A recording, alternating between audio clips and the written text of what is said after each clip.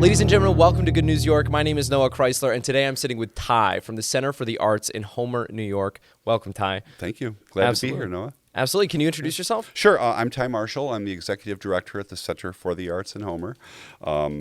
And I've been in that position for the last 10, 11 years, and I'm really honored to be serving. It's a really vibrant space, and I'm excited to share it with your listeners and viewers. Wonderful.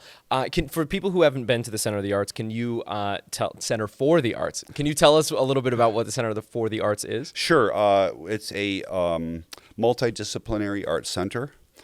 We have everything from national concerts that perform on our national artists that perform on our stage, national concerts. We have live theater. We have a whole live theater program with a full season of upcoming plays and musicals. We also offer classes, workshops, programs, and we host local private events, weddings, etc.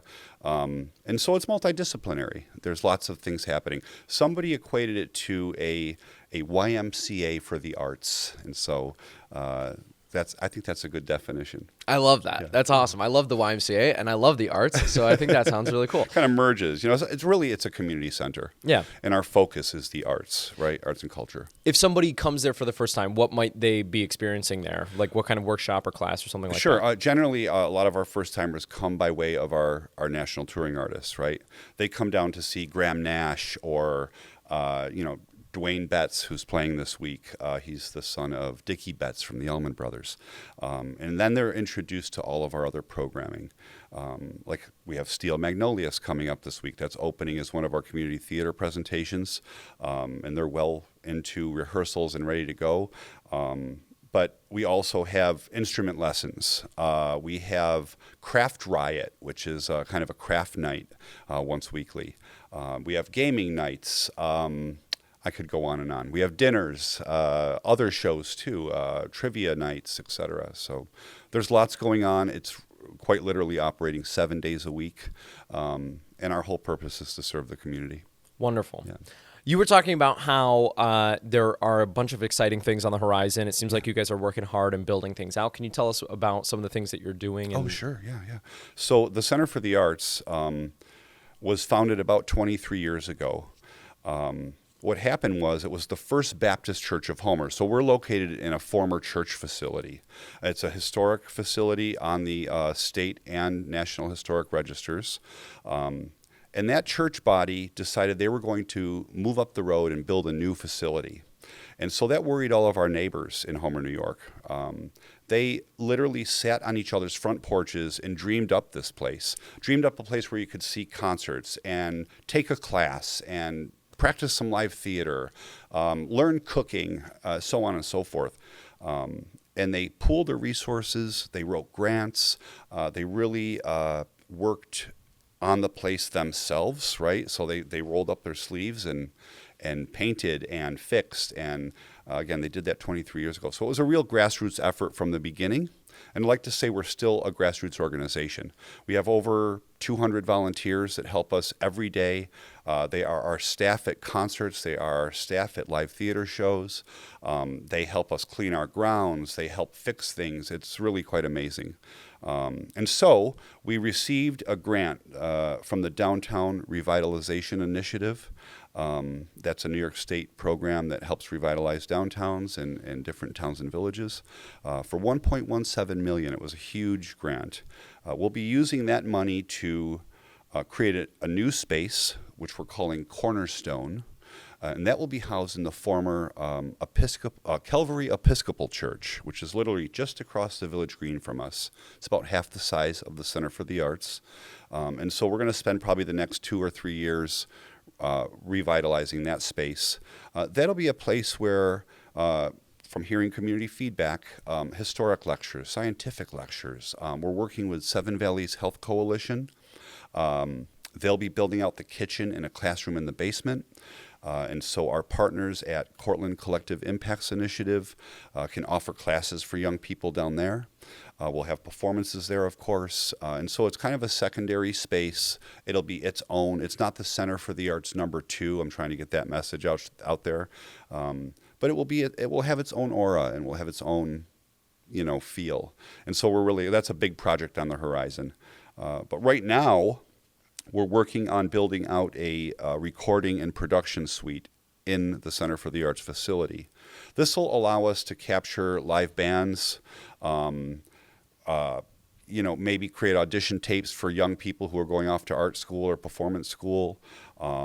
If somebody wants to do a podcast. And so we're working with Navros Dabu. He is very active in the local theater and art scene here in Syracuse. He's donated his time to build out and create architectural designs for this space. Because as you know, a studio needs sound buffers, and they're built a little bit differently than a regular room. And so that's going to be our project this year that we're building out, our construction project, and we're really excited about it. We were designated as the management operator for Homer Public Access. And I don't know if anybody remembers public access channels, but every cable company has to offer a channel for the community or the government or educational. And so we'll be handling the management of that, and Homer, New York will have its own television station eventually once we get the studio built out. And we're encouraging people to pitch programs, we're working with local churches, the school, and the government, of course, our local Homer government, to also air their meetings, maybe some sports games from the school. We're hoping the library will jump on with some programming, and so we're building all that out right now. So it's a big year for us. Wow. I think that's fantastic. I think that's so cool. I don't know. I loved watching public access when I was like a kid. It's like the best. It's always like, some weird, quirky little. It doesn't have to be perfect. Right? Exactly. It can just be like you expressing yourself creatively. Right. And it's on TV. We're also going to have a complimentary website and social media for it too. Oh, cool.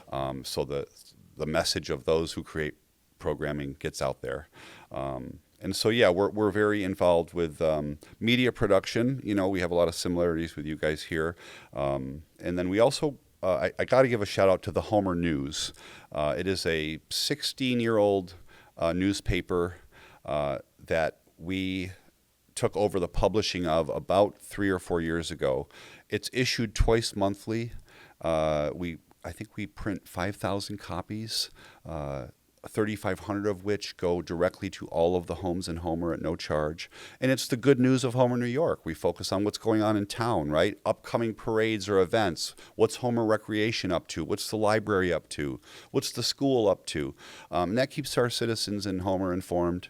And we have a really great editor, Kim Hubbard, who's also one of the founders of the Center for the Arts, who has kind of tackled that project. And he does a great job, along with our sales rep, Mike Riley, who used to work for a big newspaper, the Cortland Standard.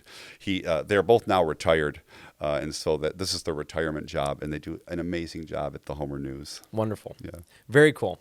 I mean, it sounds like a wonderful organization, that's providing lots of programming for the community. You're going to start doing public access, like news broadcasting. That's amazing. And TV shows. TV broadcasting. Wonderful. Very cool. You said you've been in this position for over 10 years now. Yeah, 10 or 11 years. Yep. Wow. So what are some things that you've learned, during your tenure in that position? Good question. I really push autonomy. I want people to think creatively and on their own. I want people to bring us ideas that they want to see happen. And so, one simple example is that we don't sit around. So I have a staff of 10. All of them are amazing, right? And so it's not just me. It's the staff of people that help the center operate, again, like 7 days a week.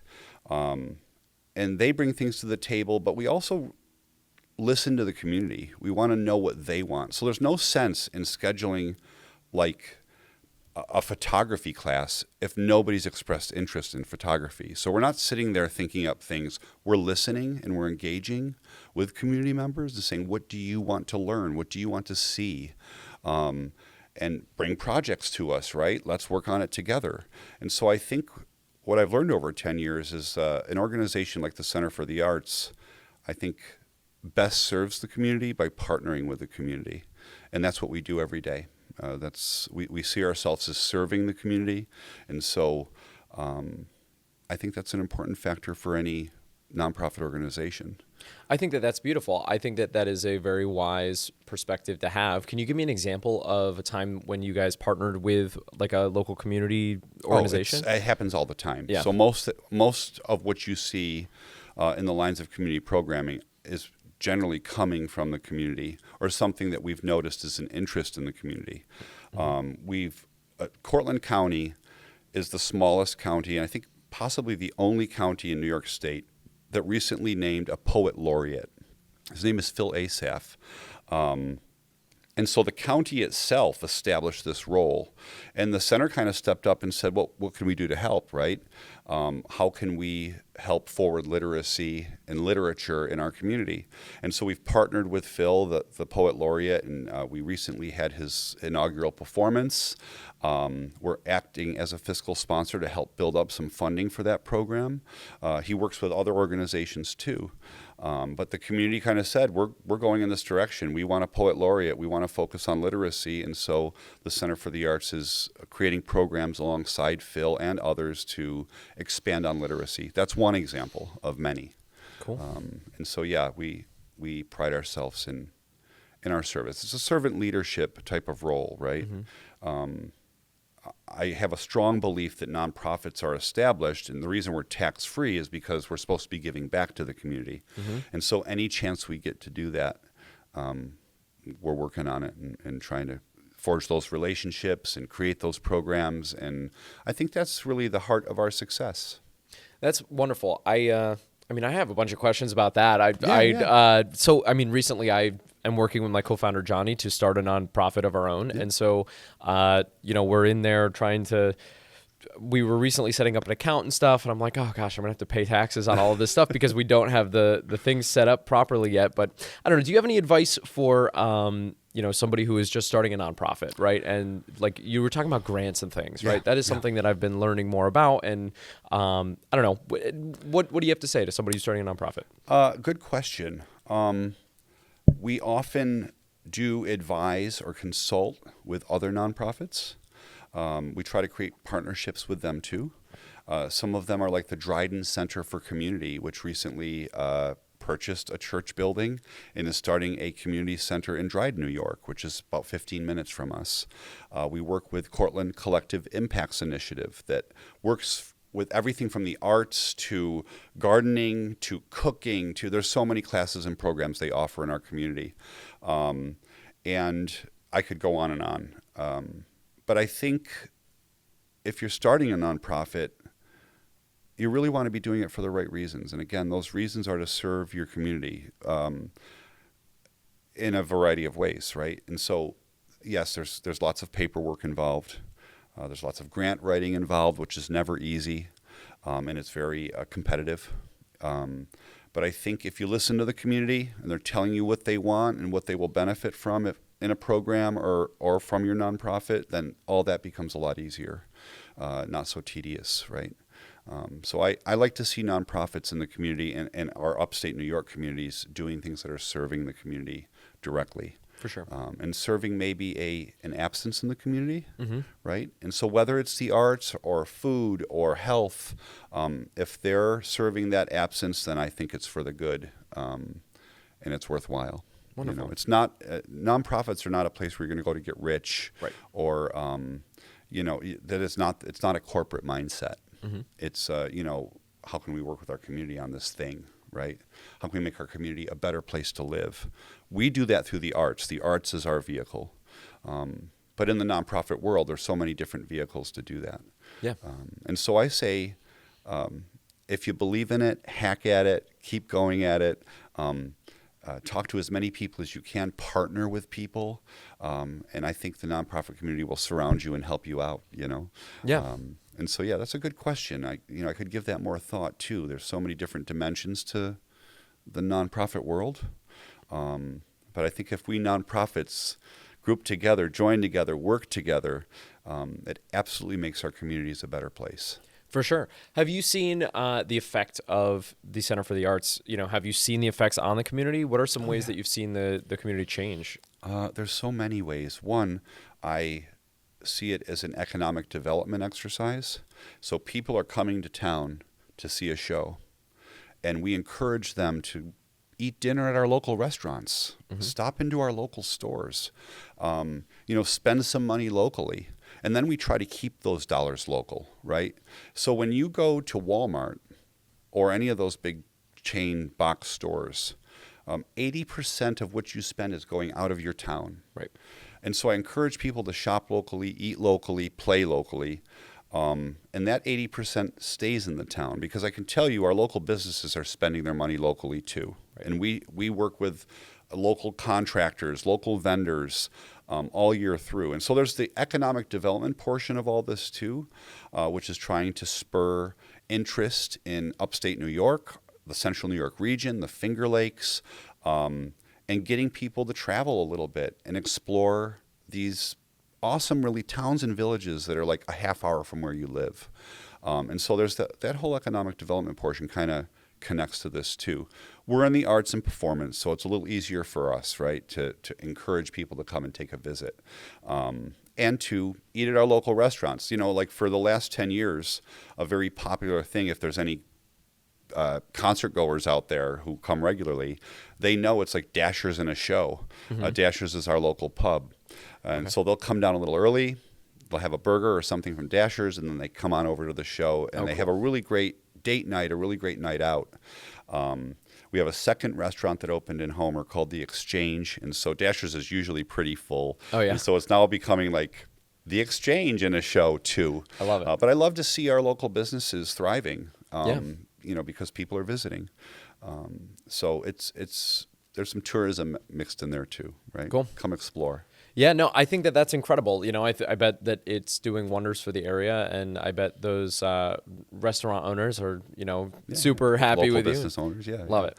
But there's also, in our volunteer base, I mean, we can't exist without our volunteers. And we don't want to. It was a volunteer organization from its beginning, from those founders sitting on their porches saying, let's roll up our sleeves and paint this room, right? That still happens, but we get a lot of folks whose partner has died, right? And they're out there alone in the world now, and they're like, well, what do I do and where do I go? We get people who want to meet other people. All volunteers have a different reason for wanting to volunteer. But just those interpersonal connections with one another, I got to meet a new person. I have a new friend group, I think does wonders for people. Yeah. We need interaction as humans, and an art center is a perfect place to engage in those interactions. And so a lot of our volunteers are friends.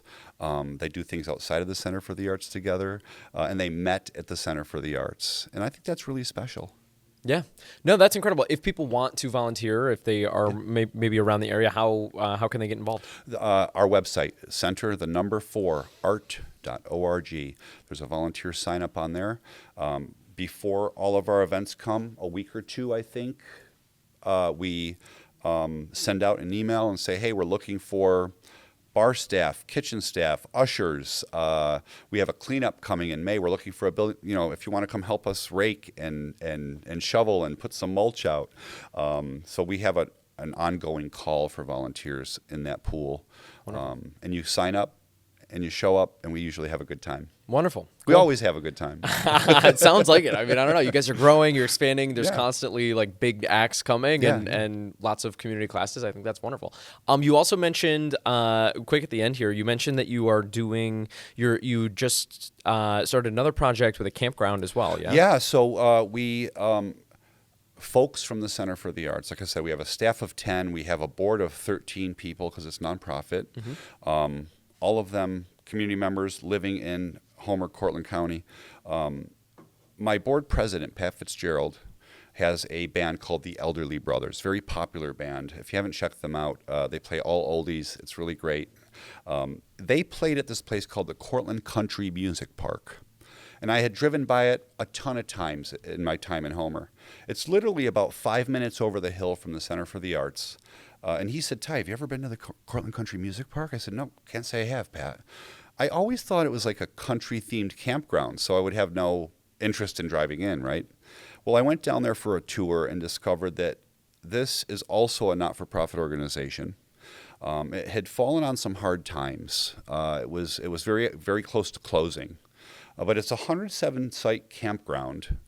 It has an Opry barn, which is like an events hall or a performance space with this big, beautiful dance floor, a stage, lighting, bar and concessions. It has an outdoor amphitheater with that can probably hold 1,500 to 2,000 people. Wow. Big, beautiful, grand outdoor, stage. It's also the home to the New York State Country Music Hall of Fame and Museum. So I thought this was really interesting. Their mission focuses on like preserving and presenting country and good music. And it's that one line, good music, that, kind of allows us to expand on different genres, right? Sure. So suffice it to say, we were elected to the board. I'm proudly the president of the statewide Country Music Association. Was never on my life's bingo card. But we've actively been volunteering down there. And so you could say that's some of our volunteer job. My right-hand man, Sheila Ryan, she's our events director and sponsorship coordinator at the Center for the Arts. She has been booking private events down there. We've been revitalizing the space, different fixes, and just giving it a lift, right? Booking in local and regional acts.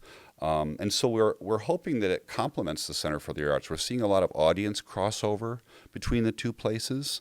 And so I'd say it's about a 1-year anniversary since we have all joined the board and have been giving it a go. We didn't want to see this venue close, right? Mm-hmm. You'd never want to see another arts or music or cultural venue close. And so we do everything we can to try to offer support.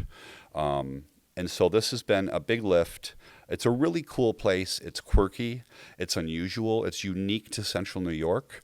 I had no idea that there was a New York State Country Music Hall of Fame and Museum. Yeah. We have Kenny Rogers' white suit. We have Tammy Wynette's $10,000 sequins dress. We have Johnny Cash's autograph.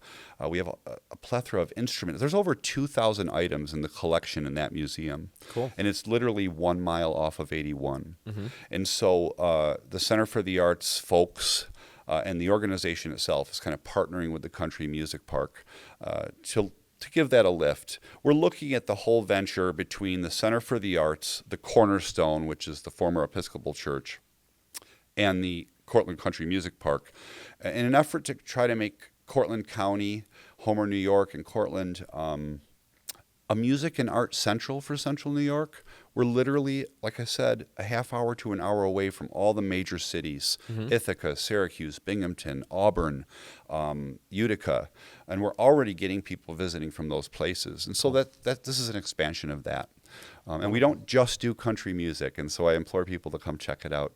This summer, there's a bunch of events. That's CortlandCountryMusicPark.org if people want to check that out as another venue. Well, wonderful. I think that is incredible, Ty. I mean, I can't imagine if I was living in Homer, I couldn't imagine how excited I would be to have all these things coming. The residents of Homer have been exceedingly supportive of what we do, and they do it with us, right? And that's really how we sustain ourselves. It's community dollars. And so every time we make a purchase, I try to remind myself and our staff, our amazing staff, that we're spending the community's money to make this happen. Let's make sure we do it right. Yeah. Right. And so there's a lot of weight there. Mm-hmm. I don't care if somebody's donating $5 or $5,000 or more.